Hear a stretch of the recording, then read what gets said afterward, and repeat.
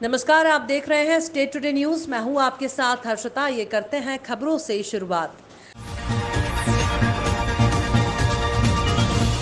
कटनी जिले के कोतवाली थाना क्षेत्र के नई बस्ती में स्थित मंगतराम हॉस्पिटल की कुछ समय पूर्व से ही शिकायत प्रशासन को मिल रही थी, जिस पर 20 अप्रैल 2021 को तहसीलदार रविंद्र पटेल ने हॉस्पिटल पहुंचकर हॉस्पिटल के डॉक्टर विशंबर लालवानी को और उनकी फैमिली को क्वारंटाइन कराकर हॉस्पिटल को सील कर दिया था। लेकिन हॉस्पिटल सील होने के बाद भी डॉक्टर हॉस्पिटल के पीछे से मरीजों का इलाज कर रहे थे। कलेक्टर प्रियंक मिश्रा ने औचक निरीक्षण के दौरान मंगतराम हॉस्पिटल के डॉक्टर को पीछे से इलाज करते पकड़ा। तहसीलदार और पुलिस को मामला दर्ज करने की बात कही। दरअसल पूरे कटनी जिले में कोरोना कर्फ्यू लगा हुआ है, जिस पर कटनी कलेक्टर का साफ निर्देश है कि कोई भी हॉस्पिटल कोरोना प्रोटोकॉल के तहत ही मरीजों को देखेंगे और कार्य करेंगे। लेकिन कटनी के कोतवाली थाना क्षेत्र के नई बस्ती स्थित मंगतराम हॉस्पिटल के डॉक्टर विशंबर लालवानी के द्वारा कोरोना प्रोटोकॉल का लगातार उल्लंघन किया जा रहा था, जिसको देखते हुए प्रशासन की तरफ से तहसीलदार ने मौके पर पहुंचकर हॉस्पिटल के डॉक्टर विशंबर लालवानी उनके परिवार को क्वारंटाइन करा दिया था। हम लोग वहाँ गए थे और उसको पीछे से चलता हुआ पाया गया है, तो मैंने एसडीएम को निर्देशित किया है कि आवश्यक कार्रवाई करें। कब तक के लिए उसको सील किया गया था, उसको सील खुद से खोली गई है कि तहसीलदार ने उनको बताया था, जो भी है एसडीएम जो है उसको एक बार इंक्वायर करके उसमें आवश्यक यदि होगा तो एफआईआर भी करेंगे। आज वैसे निकलने का मुख्य उद्देश्य ये था कि जो जनता कर्फ्यू लगाया गया है, देखिए हमें थोड़े बहुत परिणाम जनता कर्फ्यू के दिखना शुरू हुए हैं। जो एक्टिव केसेस होते हैं उसमें पिछले 4 दिन से गिरावट हो रही है। मैं ये नहीं कह रहा हूँ कि ये गिरावट ऐसी ही बनी रहेगी, क्योंकि अभी भी बहुत संक्रमण है, लेकिन कहीं ना कहीं जनता कर्फ्यू का रिज़ल्ट हमें कुछ दिखना शुरू हुआ है। अब ये केवल प्रशासन की लड़ाई नहीं है। हम लोग जब सड़कों पे निकलते हैं, अभी भी ऐसे केसेस निकल रहे हैं, लोग सड़कों पे निकल रहे हैं जिनके निकलने का कोई औचित्य नहीं। तो मैं सभी से अपील करता हूँ कि जनता कर्फ्यू में हमारा लगातार ऐसे ही साथ देते रहें। आप देंगे तो 10-12 दिन में हम इस संक्रमण की चेन को तोड़ लेंगे। जैसा मैं हमेशा से कहता आया हूँ, सारे संसाधन सीमित हैं। कल भी ये बात चली थी कि अस्पताल में बेड नहीं मिल रहे थे या मना किया गया, ऐसा कुछ नहीं है। जब डिस्चार्ज बढ़ेंगे तभी बेड मिल पाएंगे, और उसी पे हम लोग काम भी कर रहे हैं। ऐसे पेशेंट्स को लगातार डिस्चार्ज कर रहे हैं जिन लोगों को अब अस्पताल में रहने की ज़रूरत नहीं है, सो दैट हम नए पेशेंट्स को भर्ती कर पाएँ। आज हमने और विधायक जी ने गली गली जा कर के एनकेजी एरिया में और आदर्श नगर में ये देखा कि कितने लोग निकल रहे हैं, क्या लोगों के स्वास्थ्य की क्या स्थिति है। और अभी दिव्यांचल में भी जो 100 बेडेड है वो बहुत अच्छा चल रहा है। विधायक जी के निर्देशन में यहाँ लगातार कार्य हो रहे हैं और 100 बेड के और बेड तैयार हो गए हैं, क्योंकि ऑक्सीजन की थोड़ी सी अभी सीमाएँ हैं, इसलिए सारे बेड ऑक्सीजन के नहीं होंगे। बट ऐसे पेशेंट जिनको ऑक्सीजन की नहीं, एक अच्छे वातावरण की ज़रूरत होगी, वो कर लेंगे। हाँ, यहाँ सफाई की ज़रूर थोड़ा सा लग रहा है कि क्योंकि कोरोना पॉजिटिव पेशेंट्स यहाँ रखे गए हैं, तो सफाई को लेकर के एक मन में डाउट है, तो उसको हम लोग उस पर काम कर रहे हैं। और नगर निगम कमिश्नर भी हैं। बायोमेडिकल वेस्ट है, थोड़ा इसको सही से वो करना पड़ेगा। लेकिन मुझे पूरी उम्मीद है कि यदि जनता ऐसी हम लोग का साथ देती रहेगी और भी अभी देने की आवश्यकता है, तो हम जल्द ही हम लोगों के केसेस घटने लगेंगे। बाकी सावधानी हटी दुर्घटना घटी। और मुझे तो ऐसा भी लगता है कि जो लोग सड़कों पे ऐसे घूम रहे हैं जिनका कोई औचित्य नहीं है और सभी की जान को खतरे में डाल रहे हैं और हमारे पुलिस और प्रशासन को भी खतरे में डाल रहे हैं, उनको तो बेड नहीं मिलना चाहिए यदि उनको कोरोना पॉजिटिव वो पाए जाते हैं बाद में। मुझे ऐसा लगता है कि ऐसे भी लोगों को सचेत करना आवश्यक है। सरकार को चाहिए कि किसानों के प्रति भी ध्यान दे। किसान अपना अनाज इकट्ठा करके अपने घर पर रखे हुए हैं। खरीदी आज दिनांक तक चालू नहीं हुई है, क्योंकि किसान अनाज बेचने का इंतजार कर रहा है। पैसे की आवश्यकता है, पूरी नहीं हो पा रही। जब अनाज किसानों का बिकेगा, पैसे आएंगे, तभी तो उनका खर्च चलेगा। किसानों के पास जो जमा पूंजी थी, सारी पूंजी खेतों पर किसानों ने लगा दी। अब गेहूं लाकर रखे हुए हैं, मंडी चालू नहीं हुई तो पैसा आए कहां से? इसलिए उपरोक्त बिंदुओं पर ध्यान रखते हुए मंडी चालू करवाई जाए, ताकि किसान अपना अनाज मंडी पर जाकर उचित मूल्य पर बेच सके। साथ ही सभी से अपील है कि सभी लोग अपने घरों में रहें, अनावश्यक घर के बाहर ना निकले, सोशल डिस्टेंसिंग बनाए रखें, सभी लोग मास्क लगाएं, शासन की गाइडलाइन का पालन करें। पीपी किट पहनकर अग्नि के फेरे लेते दूल्हा दुल्हन का ये दृश्य किसी फिल्म की शूटिंग नहीं है, बल्कि रतलाम में आज हुई एक शादी का है। पीपी किट पहने दूल्हा है आकाश बोरासी और दुल्हन है नेहा। दोनों की ये शादी हुई है रतलाम के मैरिज हॉल में। शादी में दूल्हा दुल्हन के परिजन सहित मौजूद थे।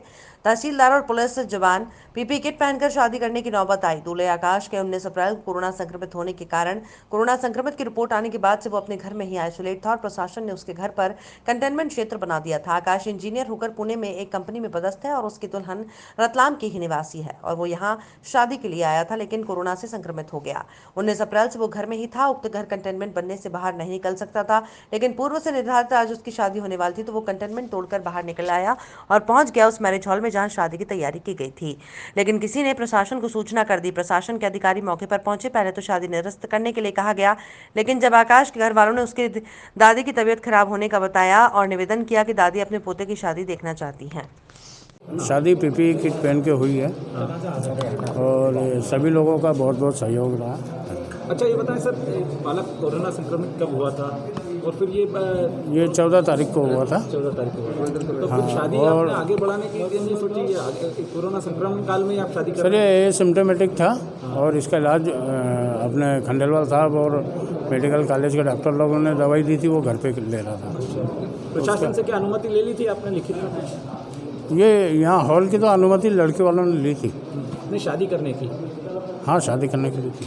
आपने ली थी कि नहीं? नहीं, मैंने नहीं ली थी। फिर आपको पता है कोरोना संक्रमण फैलता है इस तरह से भीड़ करने पे कुछ, फिर आपने इतना बड़ा कदम उठाया?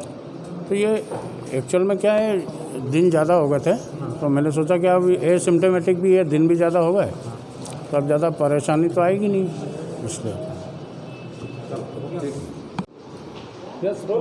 सर बताएं किस व्यक्ति की शादी है और वो कोरोना पॉजिटिव कब आया था और कहाँ से ये बारात आई थी? बारात तो ये यहीं पे परशुराम विहार है, मेडिकल कॉलेज के पास में, वहीं से आई है और पॉजिटिव ये 19 तारीख को आए थे।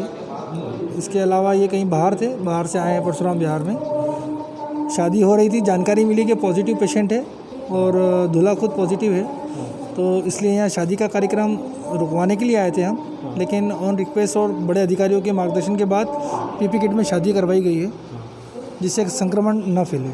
19 तारीख को पॉजिटिव आया था, ये पॉजिटिव आया है, उसने जानकारी छिपाई है अपनी, और तो इस पर क्या कोई कार्रवाई बनती है? हाँ, अधिकारियों के कोई पूरी जानकारी है इसकी, जो भी मार्गदर्शन आगे मिलेगा। अभी ये कार्रवाई कर दी है, इसके बाद जो भी जानकारी मिलेगी उसके अनुसार भी कार्रवाई करेंगे।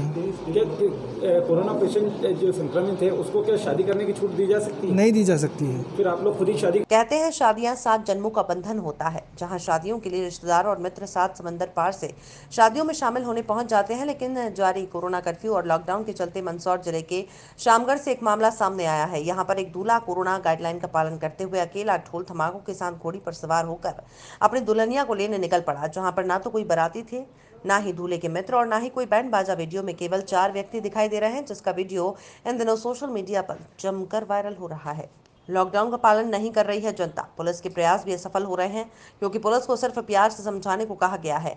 क्षेत्र की जनता प्यार मोहब्बत की भाषा जैसे समझती ही नहीं और आए दिन लॉकडाउन का पालन नहीं कर रही है। बिना काम के जो लोग बाजार में घूम रहे हैं, उसका कारण है कि दुकानदार दबे छुपे सामान बेच रहे हैं। इसी कारण बाजार में भारी भीड़ देखने को मिल रही है। पुलिस पहुंचती है तो दुकानों की शटर डाल दिए जाते हैं। पुलिस के जाने के बाद ग्राहक फिर से दुकानों पर पहुंचकर सामान की खरीदारी करने लगते हैं।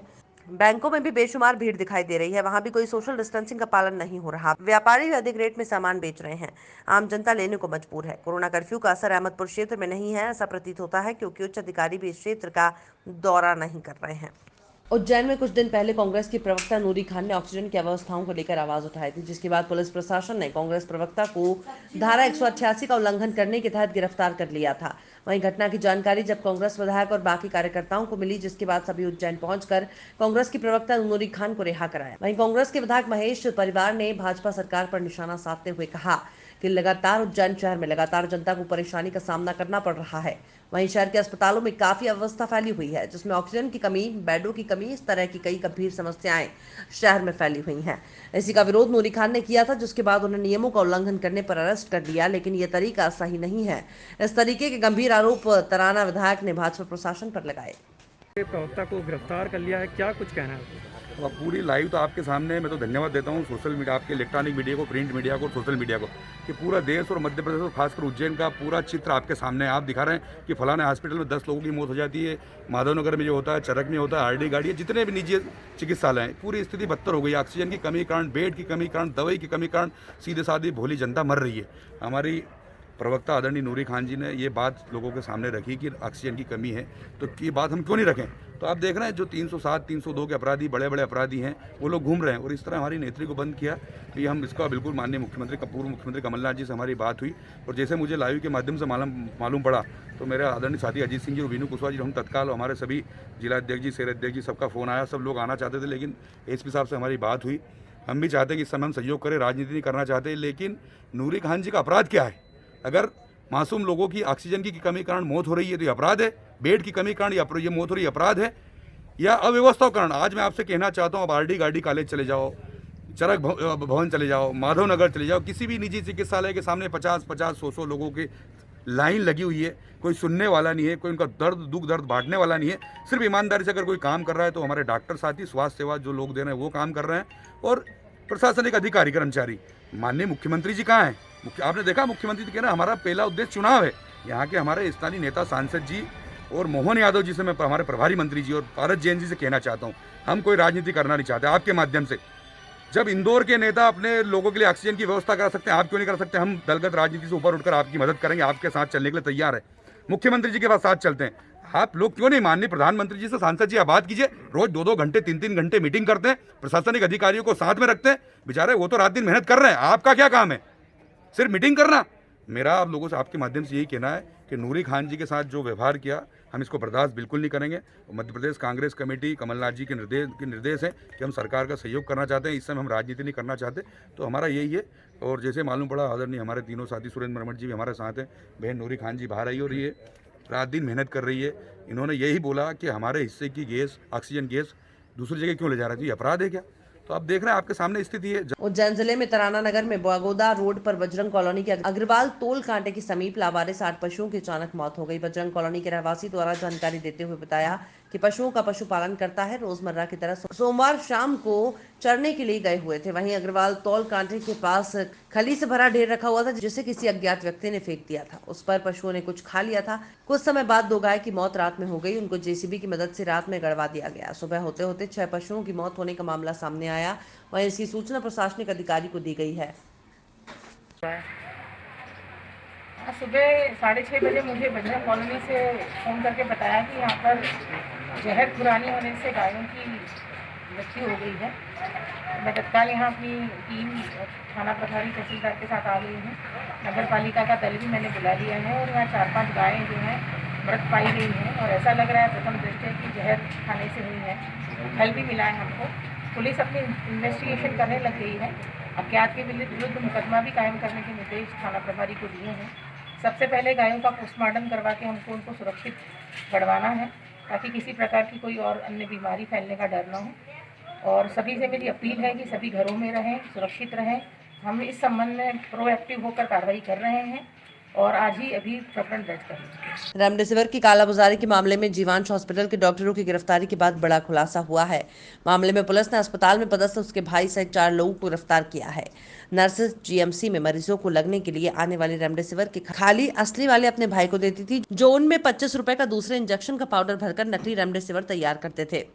ये इंजेक्शन 2 अन्य व्यक्ति मंदसौर निवासी युवक को देते थे, जिसके माध्यम से ये लोगों तक हजारों रुपए में पहुंचते थे।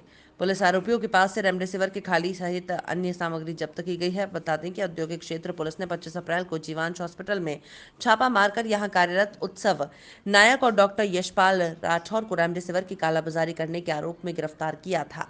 किस तरीके से खुलासा हुआ है, उन लोग के सामने आए तो किस तरीके से लोग करते थे? पता चला रतलाम में एक गिरोह पकड़ाया है जो नकली रेमडेसिविर इंजेक्शन बनाकर लोगों को बेच रहे थे। इसमें कुल 7 लोग गिरफ्तार हुए अभी तक। इसमें 2 लोग जो है मेडिकल के स्टूडेंट हैं, जो कि BHMS की पढ़ाई पढ़ रहे हैं, 2nd ईयर में है, एक 5th ईयर में है। इसके अलावा एक फार्मासिस्ट है, एक गवर्नमेंट मेडिकल कॉलेज में नर्स है, स्टाफ नर्स है, एंड एक जो सिविल हॉस्पिटल में OPD पे पर्ची काटने वाला व्यक्ति है, और 2 अन्य सिविलियन है।